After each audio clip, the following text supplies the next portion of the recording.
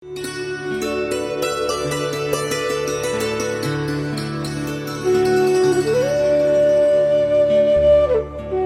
परमात्मा पाप कर्म दंड को भी काट सकता है।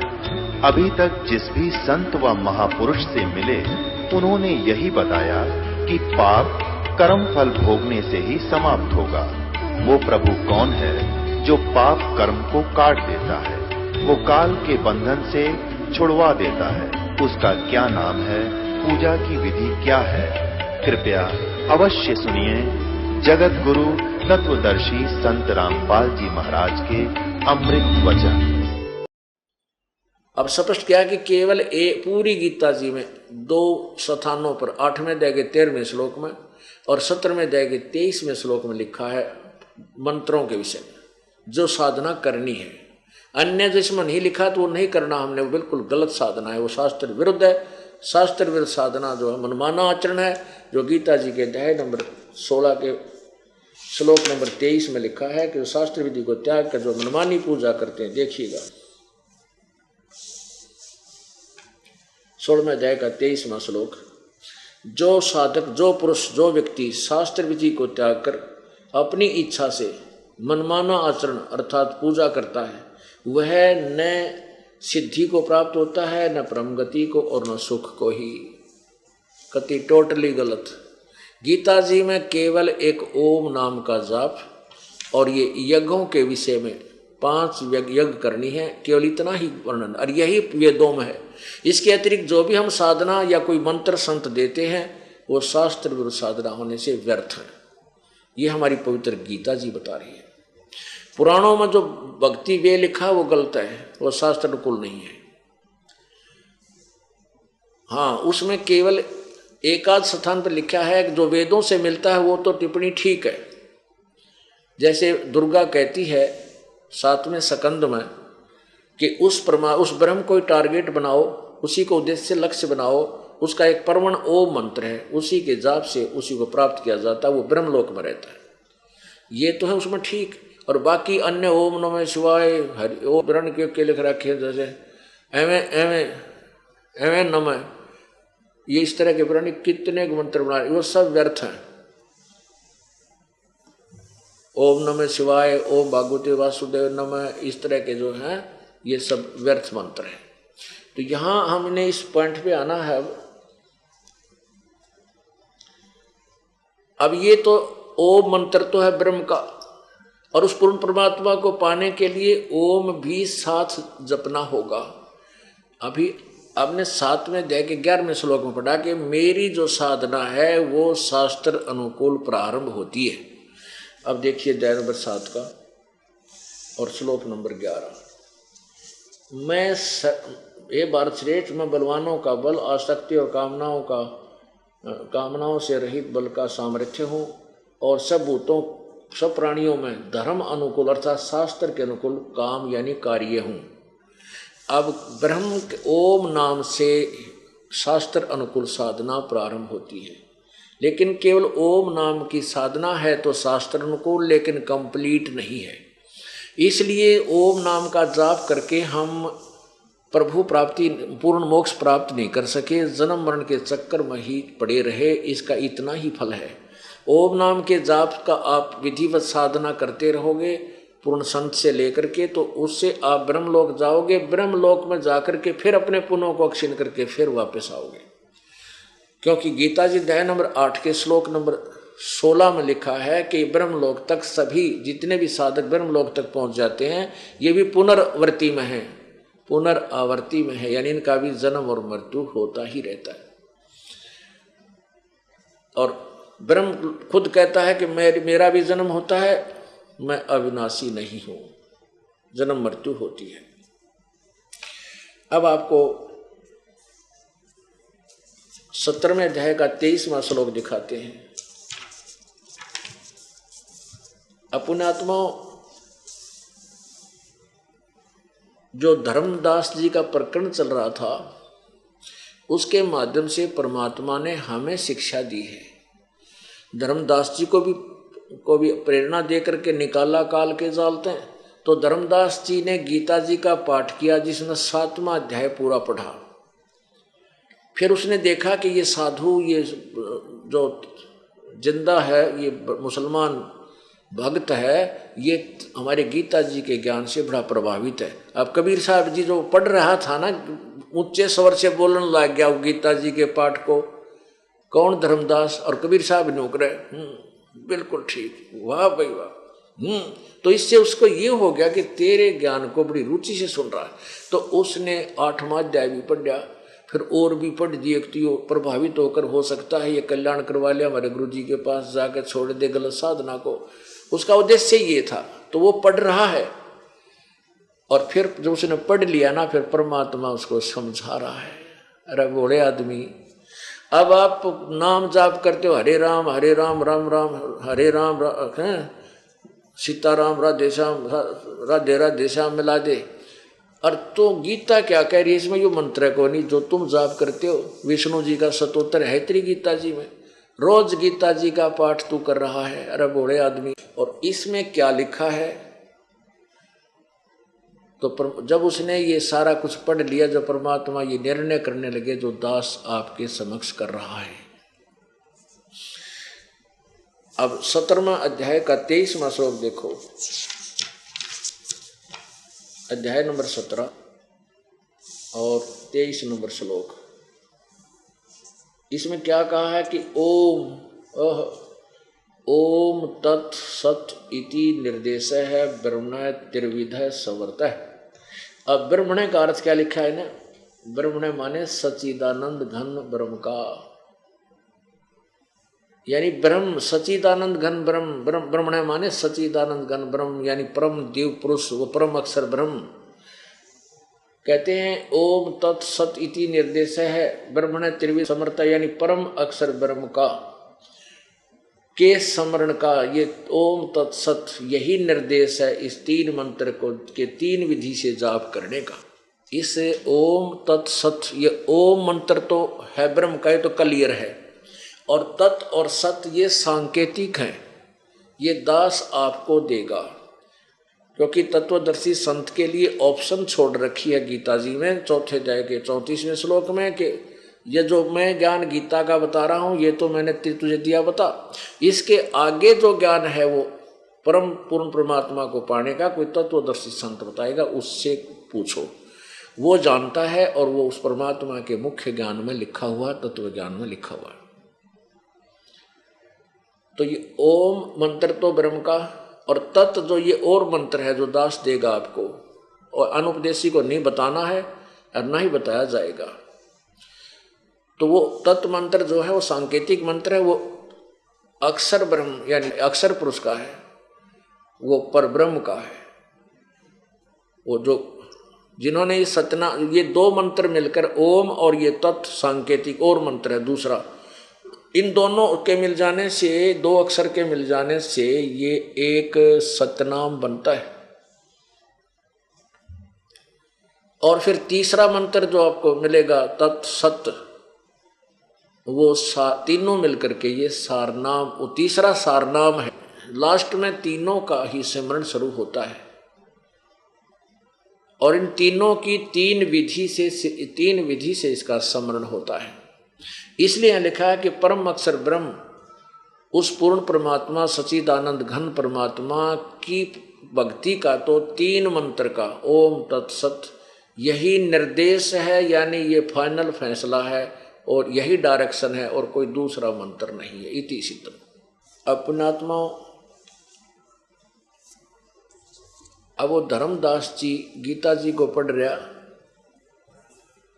और बड़े गर्व के साथ पढ़ रहा है और सोच रहा है कि गीता जैसा ज्ञान नहीं, और ये जिंदा जो है मेरी बात से प्रभावित होकर के मुझे कहेगा कि मुझे ये उपदेश दिला दे।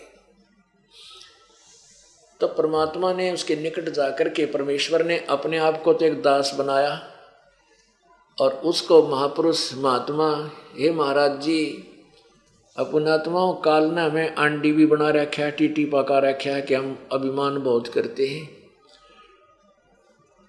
यदि परमात्मा पहले से ही उसके ज्ञान को काट छांट कर देता तो वो सुनता नहीं। पहले दास बने। कबीर परमेश्वर ने कहा कि हे महात्मा जी वैष्णु साधु, क्योंकि धर्मदास जी ने वैष्णु संत जैसी वेशभूषा बना रखी थी। परमात्मा बोले, हे वैष्णु संत, आप कौन हो, कहाँ से आए हो? आपने बहुत ही अच्छा ज्ञान सुनाया है, तो मुझे भी कुछ मोक्ष मार्ग बता दो, मुझे भी कोई मोक्ष मार्ग बता दो। मैं बहुत भ्रम भटक लिया, मुझे कोई अच्छा जो हमारे संशय को समाप्त कर दे ऐसा संत नहीं मिला। तो धर्मदास जी समझ गए कि मैं जो सोच रहा था वही बात बन गई, वही बात बन गई। ये तो बड़ा प्रभावित हो गया हमारे मंत्र से, हमारे गीता जी के ज्ञान से। तो कहने लगा कि सुन ले, मैं आपको बताता हूँ। क्या बताते हैं? परमात्मा प्रश्न करते हैं, धर्मदास उत्तर देते हैं। परमात्मा फिर उसमें थोड़ा विवेचन भी करते हैं, फिर उसके आगे ये सत्संग चलेगा। ज्ञान सुना दे, विधि बता दे, हो मेरा कल्याण भक्त में अर्ज करूं। परमात्मा कहने लगे, ज्ञान सुना दे, विधि बता दे, हो मेरा कल्याण भक्त में अर्ज करूं। परमात्मा कहते हैं कि मुझे ज्ञान सुना दे और सुना दे, और मुझे परमात्मा पाने की विधि बता दे, ताकि मेरा कल्याण हो। धर्मदास यानी सेठ साधु, क्योंकि वैष्णु साधु रूप में वो विराजमान थे। अब धर्मदास जी को जो ज्ञान था वो बताने लगा। धर्मदास जब नो बोल्या, 68 तीर्थ नाऊंगा। धर्मदास जब नो बोल्या, 68 तीर्थ नाऊंगा। गीता जी का पाठ करत हूँ, इस विधि मुक्ति पाऊंगा। गीता जी का पाठ करत हूँ, इस विधि मुक्ति पाऊंगा। राम कृष्ण के गुण गाऊंगा, मिल स्वर्ग में स्थान भक्त में अर्ज करूं। ज्ञान सुना दे, विधि बता दे, हो मेरा कल्याण भक्त में अर्ज करूं।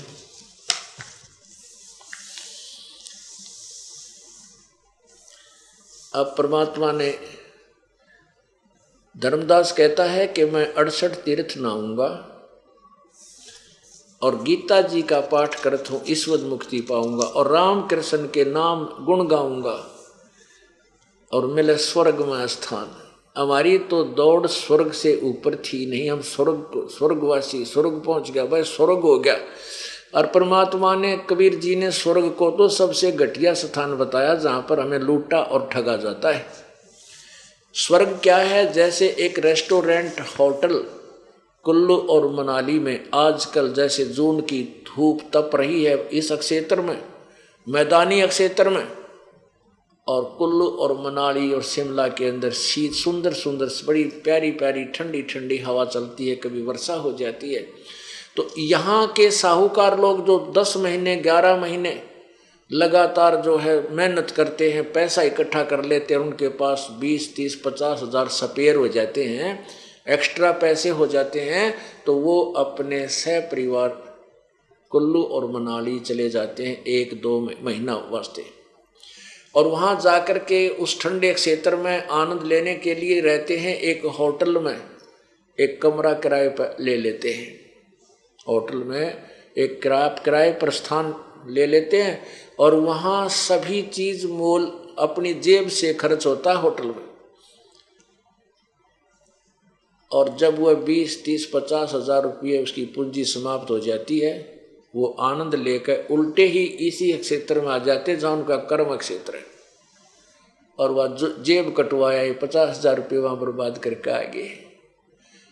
अब इसी प्रकार जो यहाँ पुण्यात्मा हैं, धर्म पुण्य करते हैं, उस धर्म पुण्य के आधार से वह स्वर्ग पहुँच जाते हैं। स्वर्ग रूपी होटल में अपने पुण्यों को समाप्त करके, बर्बाद करके, ख़त्म करके, वहाँ थोड़े से दिन मौज मस्ती मार के, और वहीं पर उनको समय निर्धारित होता है, जैसे यहाँ मृत्यु निश्चित है ऐसे स्वर्ग में भी उन देवताओं की मृत्यु निश्चित है, ब्रह्मा विष्णु महेश की भी मृत्यु निश्चित है। इसी प्रकार तुरंत वहां से मृत्यु होगी, सब सुविधा समाप्त होंगी, क्योंकि आपके पुण्य समाप्त होगी। वो धन खत्म हो गया जो यहाँ सारे जीवन में इकट्ठा किया था, साधना अध्यात्म धन समाप्त हुआ। फिर नरक में जाओ पाप आधार पे ऐसे।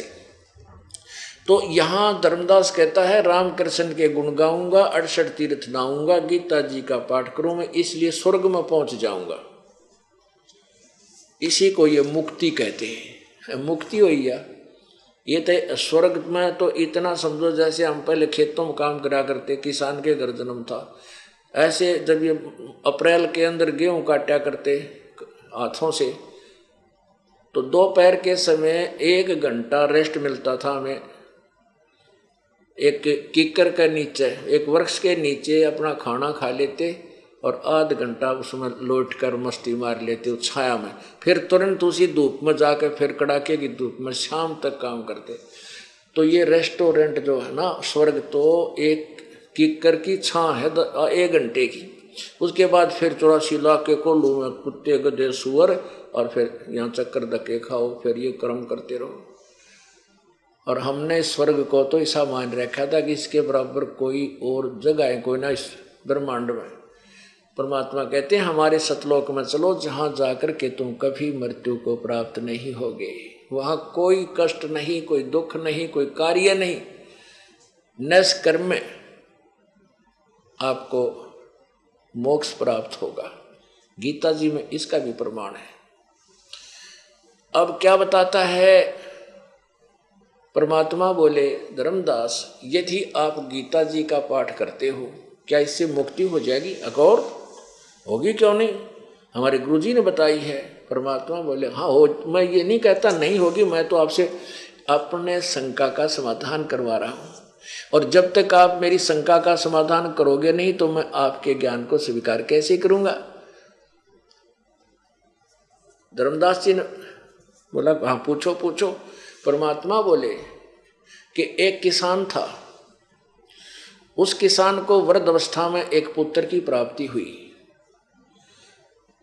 और उसने सोचा कि तेरी उम्र वृद्ध होगी है और बेटा अभी बालक है, और कहीं तेरी मृत्यु हो जा और ये खेती के यानी खेती के कार्य को ना समझ सके, फसल उपजाने के तरीके को ना जान सके, कहीं ये बेचारा कंगाल ना हो जा और ये दुखी होए। इसलिए उसने अपनी एक बही में एक कॉपी में हाथ से अपना पूरा अनुभव लिख दिया कि क्रॉप जो है गेहूं की फसल को कौन से सीजन में बीजा जाता है, उसको पहले कैसे खेत संवारा जाता है, और कितना किलो गेहूं का बीज 1 एकड़ में डालना चाहिए, फिर किस समय में उसके जो है ना उसमें फर्स्ट वाटरिंग पहली सिंचाई करनी चाहिए, किस समय में खाद डालना चाहिए। वो परिपक्व हो जाएगी जब उसकी ऐसी स्थिति होगी, उसकी बाल को खोल कर देखना चाहिए, वो दाने सूख जाएंगे तब उसको काटना चाहिए, ऐसा कलर, यानी पूरा व्यवस्था लिख रखी। और उसने सारा अनुभव लिख करके अपने पुत्र से कहा बेटा मैं मर भी जाऊं, मेरी मृत्यु हो जाए तो आप इस मेरे अनुभव को पढ़कर इसके अनुसार अपनी खेती करना, डेली पढ़ना बेटा, इसको अवश्य पढ़ना। तो पिताजी मर गया और पुत्र उस पिताजी के दिए हुए अनुभव को, लिखे हुए अनुभव को प्रतिदिन पाठ करता है, और करता है उसके विपरीत, खेती उसके अनुसार नहीं कर रहा है जैसे पिताजी का अनुभव था। तो क्या वो किसान का पुत्र गेहूं की फसल प्राप्त कर सकता है? गेहूं की फसल बोने का सीजन है नवंबर में, और बोवा उसने जेठ में है, और को बाव है न समारा, यानी और कुछ अडंगा बो दे उस गेहूं के स्थान पर, तो क्या वो धनी होगा? क्या फसल प्राप्त कर लेगा? धर्मदास बोला ना, ये कैसे उसका है, जिंदा तो अच्छी बात करे, वो तो जैसे उसके पिता ने लिखा है उसी को खूब अच्छी तरह पढ़ कर उसी की तरह हर एक उसी तरह काम करे, वो बच्चा सही है। तो नालायक बच्चा हुआ ना, जो गुरु के अपने पिता के अनुभव के अनुसार नहीं चल रहा। कहाँ हाँ बिल्कुल उसके आदेश का पालन नहीं करा। कहाँ जी सही है। तो आप जो गीता जी को पढ़ रहे हो, इसमें कहीं लिखा 68 तीर्थ में नहाऊंगा नहाने की, इसमें कहीं लिखा है कि रामकृष्ण के नाम का जाप करो। अब धर्मदास की तो चौदसी टूट गई। इसमें कहीं लिखा है एकादशी का व्रत रखो। अरे भले पुरुष तुम करो कुछ और कहो कुछ। गीता जी में लिखा पाठ प्रतिदिन पढ़ने से तेरा कल्याण नहीं, इसके पढ़ने से केवल ज्ञान होगा कि हमने ये क्रिया करनी चाहिए नहीं करनी चाहिए। और तू इसको पढ़ रहा है कर रहा है वो कबाड़ जो इसके विरुद्ध शास्त्र विरुद्ध है। तब आया पसीना भाई कह को तेरा गजब हो, ये बात तो बाबा जी कांटे की कहे। फिर नो बोले जैसे इस तीर्थ के जल में, इस तीर्थ के जल में ना जाने कितने जीव जंतु हैं, और आप इसमें जो इस जोड़ में आप नहा का आए हो, स्नान किया है और ऐसे ऐसे मसल का नहा रहे थे, तो इसमें ना जाने कितने जीवों की हत्या कर दी तूने। ये सूक्ष्म जीव जो जल में घूम रहे थे, और वो जो लोटा भर का पानी का करमंडल साथ रखा हुआ था उसने धर्मदास ने, उसके अंदर परमात्मा ने दिखाया कि देख तेरे इस लोटे में कितने जीव जंतु घूम रहे हैं। ये सारे इस तालाब में थे जो तू एक अमृत जल मान के लिया, इससे इसी से तनी गोबर लिपिया पानी मिला कर माटी में स्वच्छ मान के, अरे इसमें ना जाने कितने जीव मार दिए इतना रगड़ रगड़ के। ना लाग तो मोक्ष कैसे पाओगा, तंदा पाप का ढेर बना लिया। और तेरी साधना शास्त्र विरुद्ध है। तुम्हारे मंत्र और ये जाप, ये 68 तीर्थ, ये श्राद्ध करना, ये सारे शास्त्र के विरुद्ध। और गीता जी के 16वें अध्याय के 23वें श्लोक में लिखा है कि शास्त्र विधि को त्याग कर जो मनमाना आचरण मनमानी पूजा करते हैं, उनको ना तो कोई सुख हो, ना गति हो, ना मोक्ष हो, ना उनका कोई कार्य सिद्धि प्राप्त हो। फिर क्यों डले ढो रहा है, तेरा गजब हो गया। तो जब आई समझ में तो क्या कहते हैं,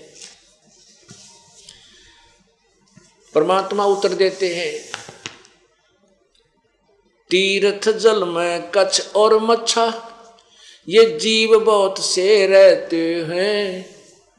यदि इस मथुरा के जोड़ में, इस जलाशय में, तालाब में नहाते तेरी मुक्ति हो। तेरे से पहले तो इसमें ये मछली और कछुए पहले स्नान करने लग रहे, ये तो पार हो जाने चाहिए थे सबसे पहले। ये तो जन्म में इसमें हुआ ना, इस पानी में ही फूटे भाग थरे की क्या साधना कर रहे हो।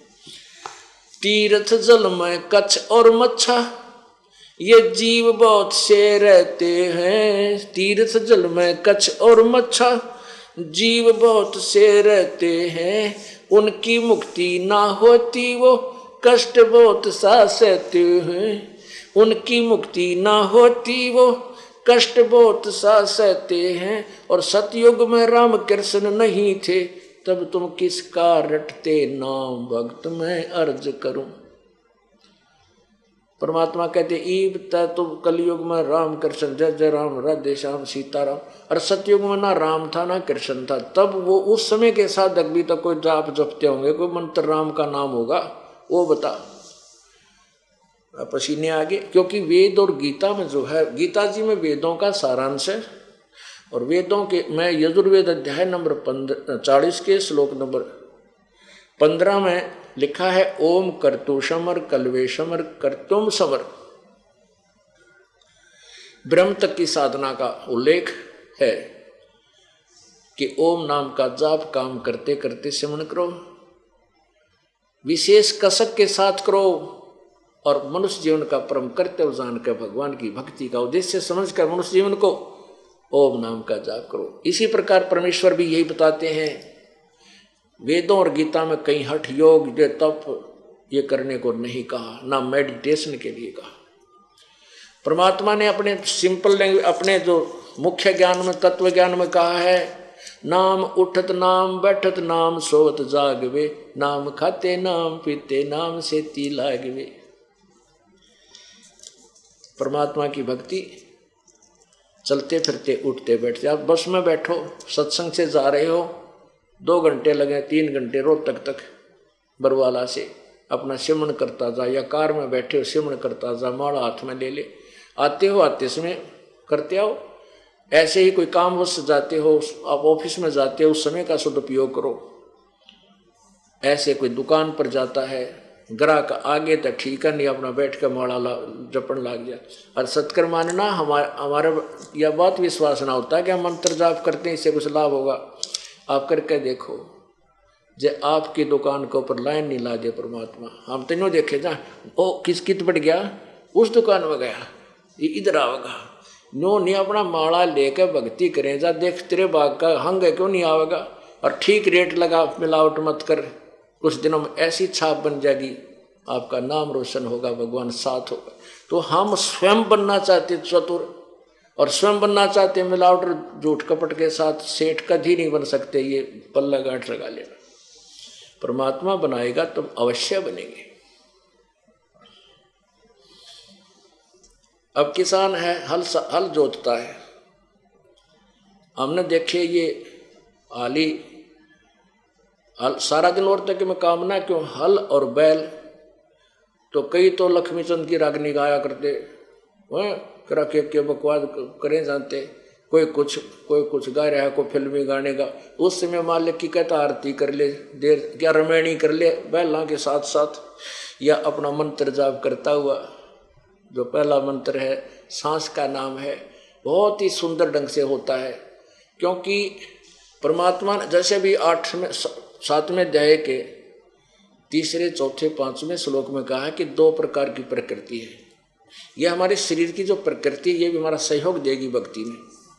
जैसे ये दास जूनियर इंजीनियर था और स्कूटर मोटरसाइकिल पर हमारा ज़्यादा आना जाना होता था, क्यों फील्ड में जाना पड़ता था।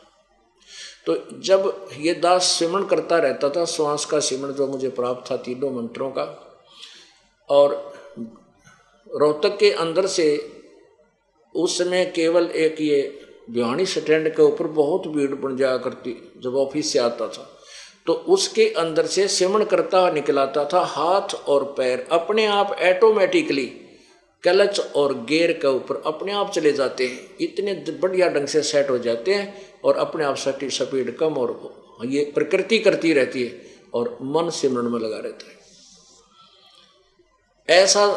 ऐसा बीता मेरे साथ कई बार। हमारा ऑफिस प्रेम नगर में था, शीला बाईपास के आसपास, और वहाँ से आना पड़ता था हिसार रोड बाईपास पे। हमारा बार भाई से एक कुटिया बना रखी थी, तो उस भिवानी स्टैंड के ऊपर से मैं आता था, सिमरन करता हुआ इतना लीन हो जाता था। जब अपनी गली में मुड़ता था ना, जब याद आता था, घर वाले नो कह देते ना जी आज ये कि मैं दाल खत्म हो गई है, चीनी को नहीं, या लाइयो लिखवा देते थे।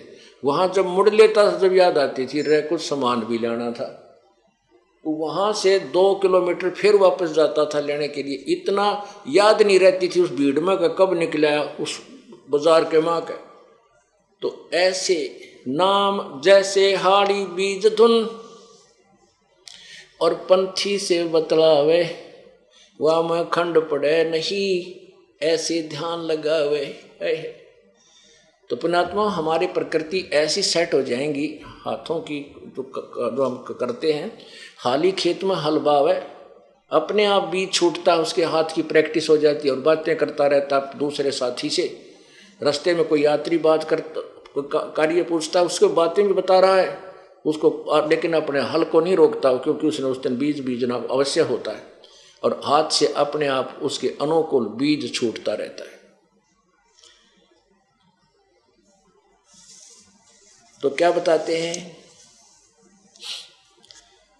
तीर्थ जल में कच्छ और मच्छा, ये जीव बहुत से रहते हैं, उनकी मुक्ति ना होती, वो कष्ट बहुत सा सहते हैं। सतयुग में राम कृष्ण नहीं थे, फिर तब किसका धरते ध्यान भक्त में अर्ज करूं। अब जब यहाँ फेल हो गया ना, फिर नई और बताई। एकादशी का व्रत करत हूं, जीव हिंसा कोई करता ना, धर्मदास बोला। एकादशी का व्रत करत हूं, जीव हिंसा कोई करता ना, शिवलिंग पूजा गुरु की सेवा, किए बिना भी सरता ना, शिवलिंग पूजा गुरु की सेवा, किए बिना भी सरता ना, शालिग्राम की पूजा करूं मैं, दिन में सुबह और शाम भक्त में अर्ज करूं।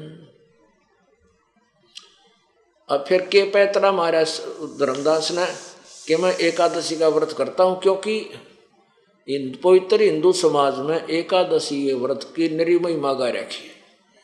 तो उसको कति पवित्र मान के कि देखूंगा यू के कहेगा जिंदा महात्मा, जो मेरा एकादशी का व्रत कराया करूं ग्यास का, और हम कोई जीवन सा नहीं करते, ये थोड़ा थोड़ा दुख मानने लायक गया उस सच्चाई का। क्योंकि ब्राह्मण जैसे सामने वो मुसलमान संत फकीर बैठा था और धर्मदास जी मान रहा था कि मुसलमान तो मांस खाते हैं, जीव हिंसा करते हैं, वो जो ना बकरे काटते हैं, बकरीद बनाते हैं, इसलिए थोड़ी सी वो टोंट भी कस गया कि हम जीव हिंसा नहीं करते, हम जीव हिंसा नहीं करते, कभी भी जीव हिंसा करते उनको पाप लगता है, वो मोक्ष कभी प्राप्त नहीं कर सकते। धर्मदास ने बोला और फिर कहता शिवलिंग पूजा गुरु की सेवा, शिव का लिंग ये पत्थर ये भी पूजते हम, और गुरु जी की सेवा बिना हमारा काम नहीं चलता, यह आध्यात्मिक मार्ग है। और शालिग्राम की पूजा भी करता हूँ, जैसे विष्णु जी की मूर्ति की पूजा करता हूँ सुबह शाम। अब परमात्मा बोले भाई वक्त व्रत करे से मुक्ति हो, तो अकाल पड़े क्यों मरते हैं। परमात्मा कहते हैं धर्मदास एक बार अकाल पड़ा था, सूखा पड़ गया, और उसमें इतना बुरा हाल होकर के प्राणी मरे, किसी को कुछ आहार प्राप्त नहीं हुआ, पत्ते भी तोड़ कर खा लिए, बोधी बाढ़ थी कूट कूट कर वो भी खा ली, और 15-15, 20-20 दिन, एक महीना कति निराहार रह करके प्राण त्यागे। उसमें सारे व्रत हो गए, मंगल का भी, सोमवार का भी, आठम का भी, छठ का भी, सातम का भी, त्रि एकादशी का भी। तो वह मर क्यों गए? वो तो पार होने चाहिए, जब इतने सारे व्रत हो गए उनके तो इकट्ठे। व्रत करे से मुक्ति हो, तो अकाल पड़े क्यों मरते हैं। शिवलिंग पूजा या शालिग सेवा अनजाने में करते हैं।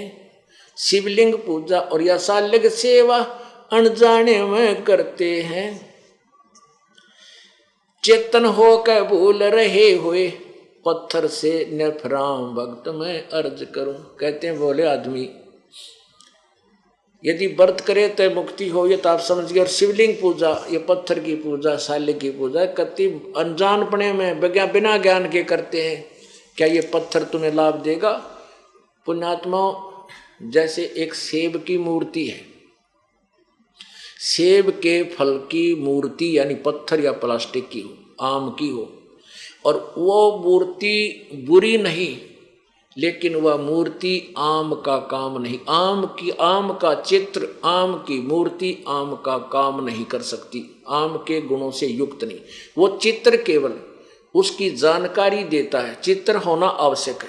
अब जैसे हम बच्चे को पढ़ाते हैं कि आ का आम, चित्र नहीं होगा तो आम न समझे, या तो ओरिजिनल वस्तु हो कि ये है आम।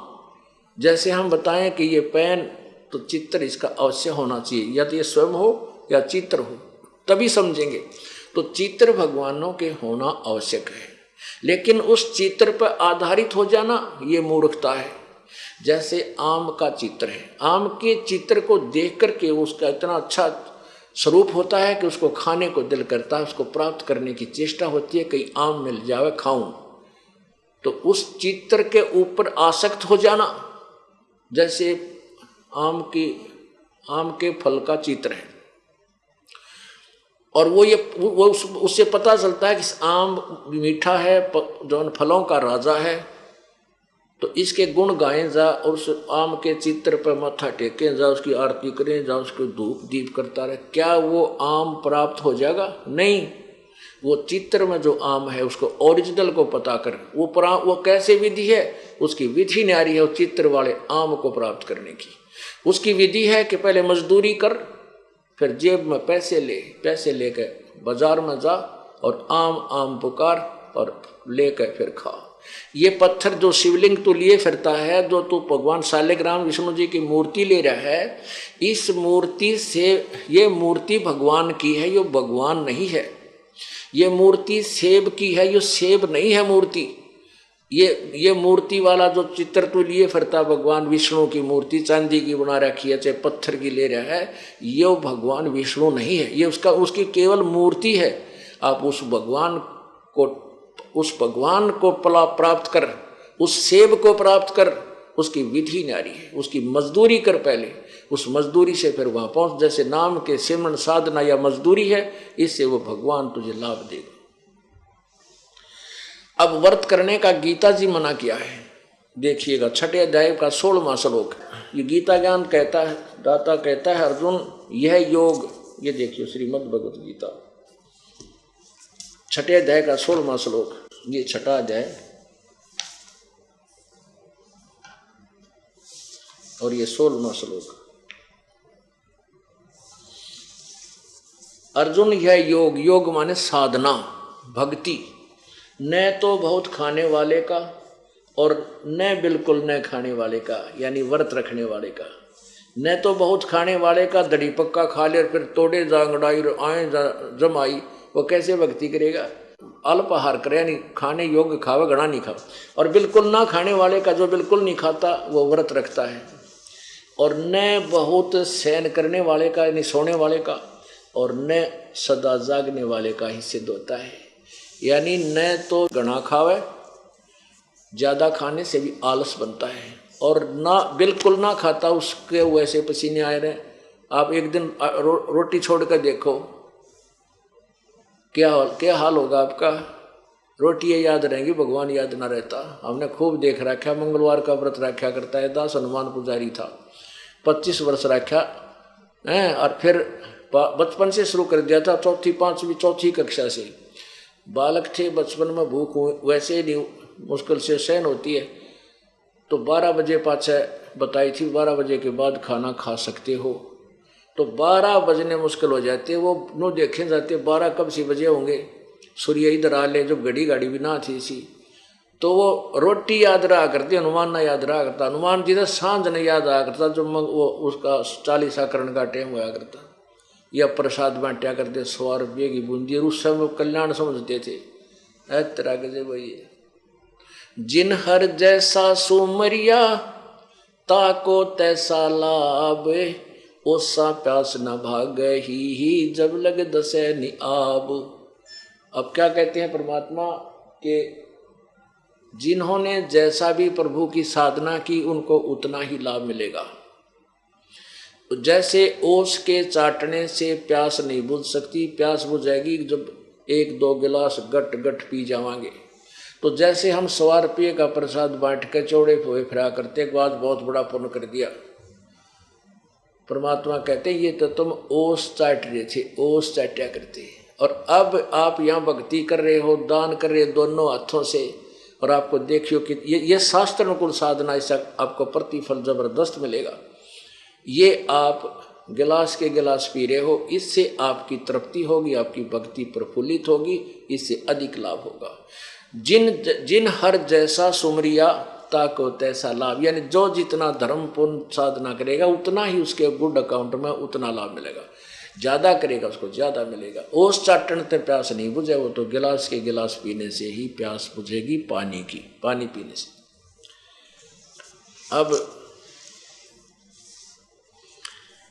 फिर धर्मदास जी ने एक दूसरा पैतरा ये मारा था कि हम जीव हिंसा नहीं करते। परमात्मा कहते हैं कि तुम चेतन होकर भूल रहे हो, पत्थर पर भी निफरामा निश्चिंत, तुम खुद बोलता है, चलता है, फिरता है, और तेरा भगवान ने तू उठाए फिराई, बोलता ना, सुनता ना, या मूर्ति से सारा दिन इसका आरती करेगा, यूं आंख पाड़े बैठा रहता है। तो ये मूर्ति है ओनली, ये भगवान नहीं है।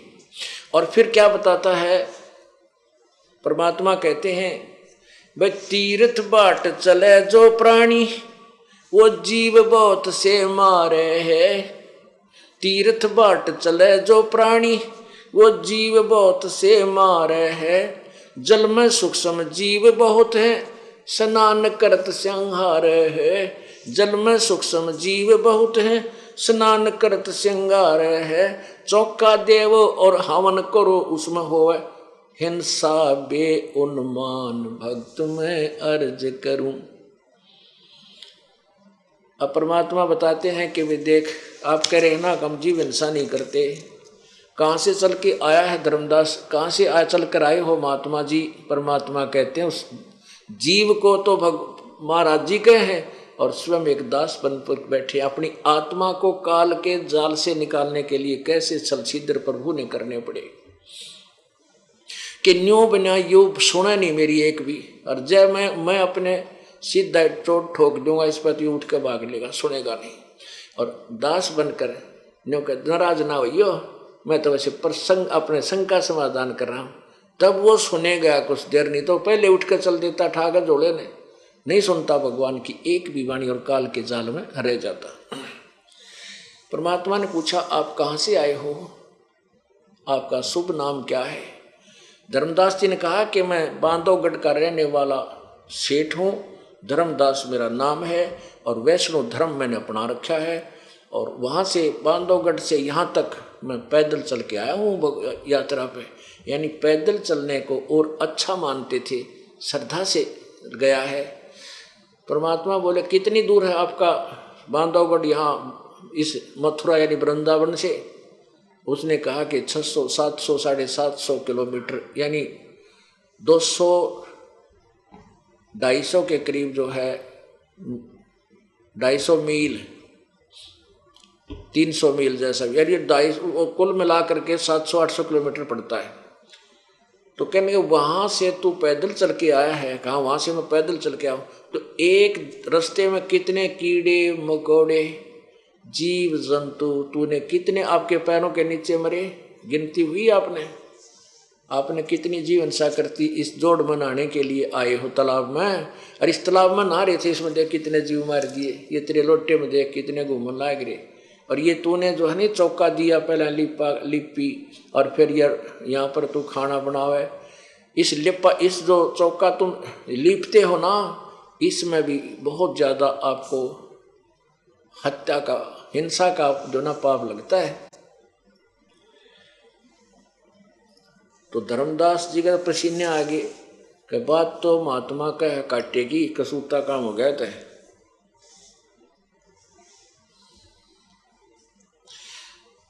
और कहते तुम हवन करते हो ना लकड़ियां डाल कर, लकड़ी डाल ली उसका माँ फिर स्वाहा स्वाहा, इसमें भी बहुत जीव मरते हैं भाई। अब खाना बनाओ उसमें भी जीव हिंसा होती है, खाना खाओ उसमें भी जीव हिंसा होती है। आप घूमने फिरने जाते हो, फ्रेश होने जाते हो, पेशाब करते हो, उसमें जीव हिंसा होती है। फिर आप जो है ना, आप कहते हो जो जीव हिंसा करता हो पाप मुक्त नहीं हो सकता, कभी मुक्त नहीं हो सकता। तो तेरी मुक्ति क्यों करो, कैसे होगी धर्मदास? अब पसीने आगे धर्मदास जी का। तो पुण्यात्मा ये एक तत्व ज्ञान से आपको समझ में आओगी, आपको भी चिंता होगी, वे रोटी तो हम भी बनावा, हाँ पोचा भी मारते हैं रोज, फिनाइल भी मारते हैं, तो ये तो हमें भी पाप हो जाएगा, फिर हमारा मोक्ष कैसे होगा? क्योंकि गीता जी के 18वें अध्याय में लिखा है कि जो कर्तव्य कर्म है, वो जो हमारे स्वाभाविक कर्म है वो करने चाहिए, चाहे उनमें पाप भी है।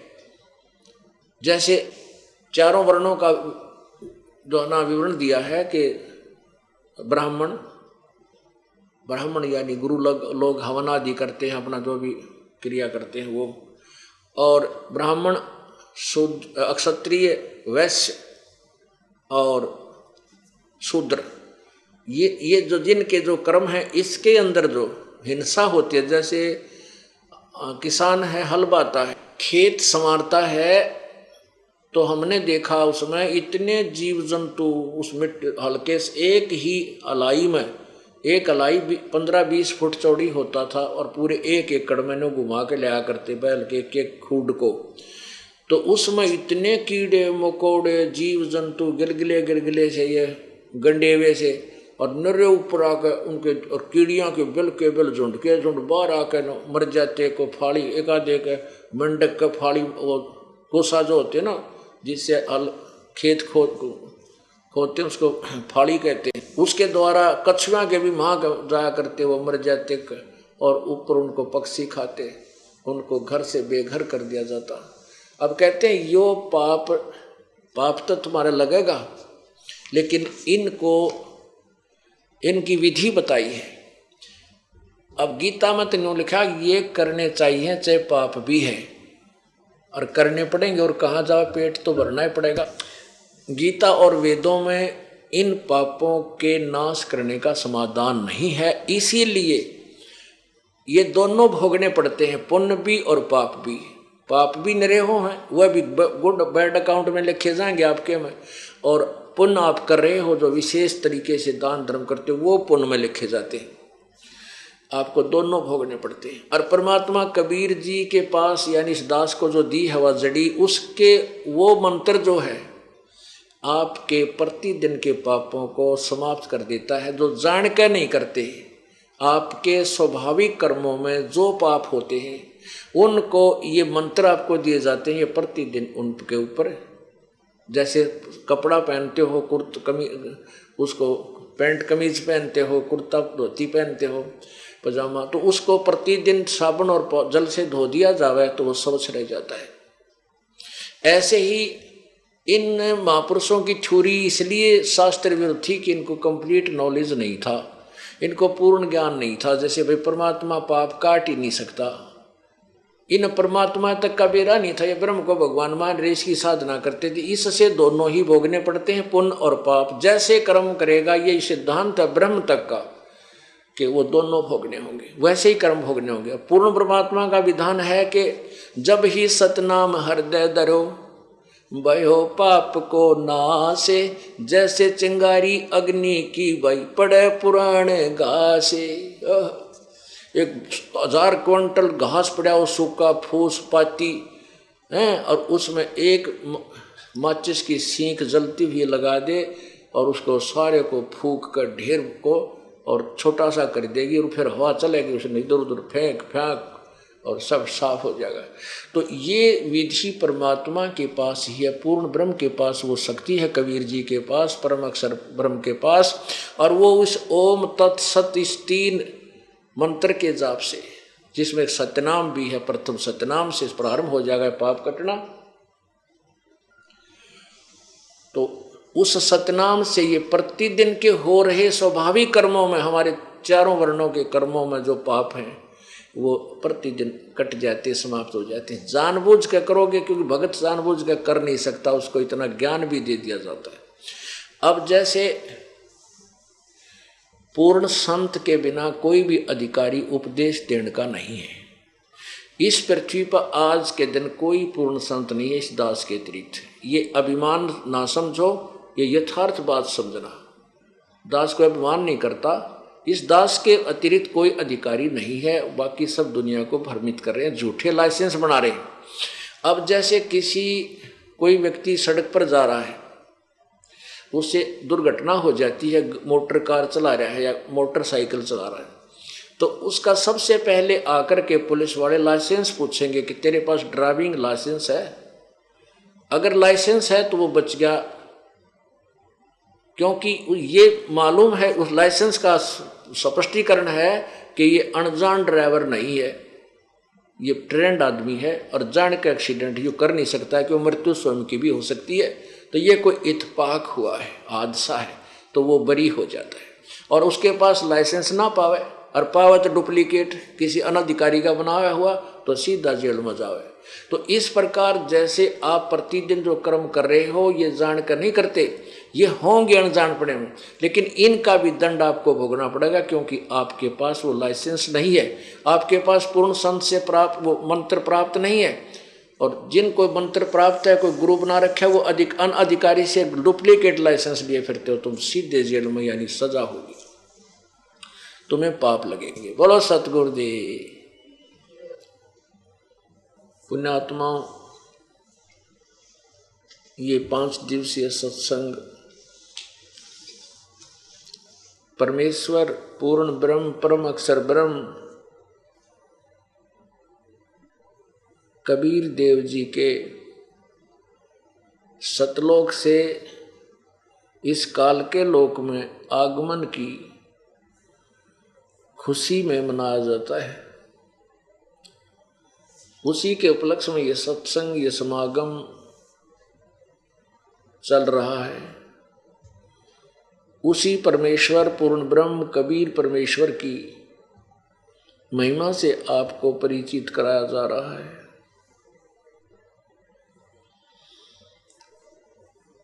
उस परमेश्वर ने, कबीर परमेश्वर जी ने, कबीर देव ने स्वयं ही इस पृथ्वी काल के लोक में और इस पृथ्वी लोक पर आकर के अपने पाने की यथार्थ विधि बताई। हम इतने अबोध बालक हैं, हम अध्यात्म ज्ञान में इतने बालक हैं, इतनी बाल बुद्धि युक्त हैं कि परमात्मा यहाँ 120 वर्ष रहकर चले गए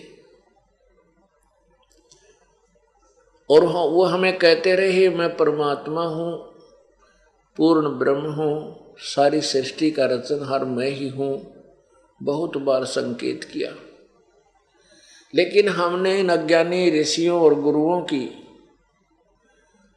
वो बेसलेस थ्योरी सुन रखी थी, निराधार सिद्धांत हमने ग्रहण कर रखा था कि परमात्मा निराकार है। उसी आधार से हम प्रत्यक्ष प्रकट परमात्मा को पहचान नहीं सके और वो खुद आवाज लगाते रहे, हम ही अलख अल्लाह हैं, कुतुब गोस और पीरे, गरीबदास खालक धनी, हमरा नाम कबीर। ए स्वामी सृष्टा में या सृष्टि हमर तीरे, दास गरीब अधर बसु में अवगत सत्य कबीर। अनंत कोट ब्रह्मांड का एक रति नहीं भारे, सतगुरु पुरुष कबीर हैं ये कुल के सिरजनहार। जैसे छोटे से बच्चा और वो लुका छिपी खेलता है, तो बच्चों को खेलते हुए देखता है, फिर वो अपने दादाजी से कहता है कि कल मैं और आप लुका छिपी खेलेंगे। अब दादाजी एक किवाड़ के पीछे खड़ा होकर कहता है आजा ढूंढ ले मैं ना पाऊं, और वो बच्चा उस दादाजी के पास से निकल जाता है, ऐसे ऐसे करता हुआ, वो खड़ा है बिल्कुल, आवाज भी लगा रहा है ना पाऊं, वो इधर उधर देखता हुआ पता नहीं कहाँ निकल जाता है। तो उसको ऐसे ही परमेश्वर कबीर जी अपनी जानकारी दिया करते थे। खुद कहते थे मैं परमात्मा हूं, फिर कहते थे कि जिस साधना से जो साधना आप जी कर रहे हो आपको परमात्मा प्राप्ति नहीं हो सकती।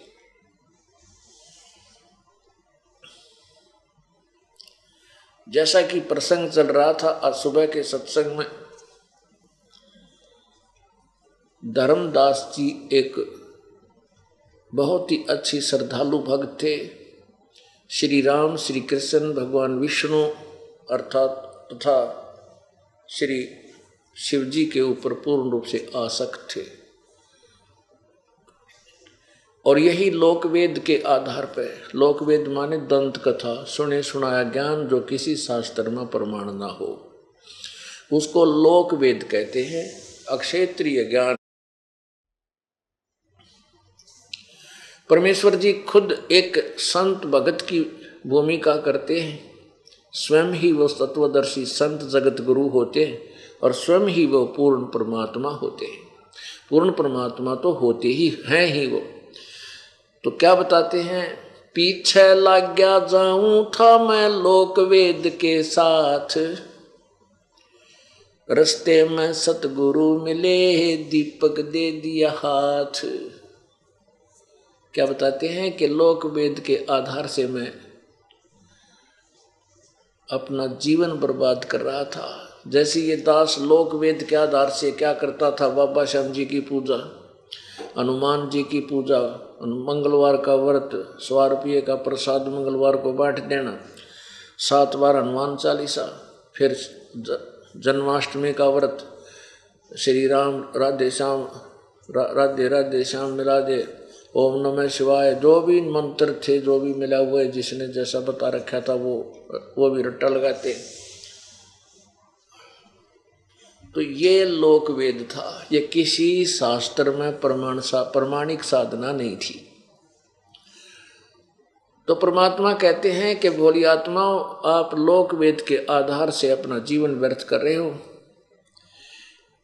अपने ऊपर ही उदाहरण देकर परमात्मा कहते हैं, लोक पीछे लगा जाऊं था मैं लोक वेद के साथ, और रास्ते में सतगुरु मिले। सतगुरु यानी सच्चे संत, सच्चे गुरु, तत्वदर्शी संत मिल गए इस भक्ति मार्ग में, भक्ति वाले रास्ते में।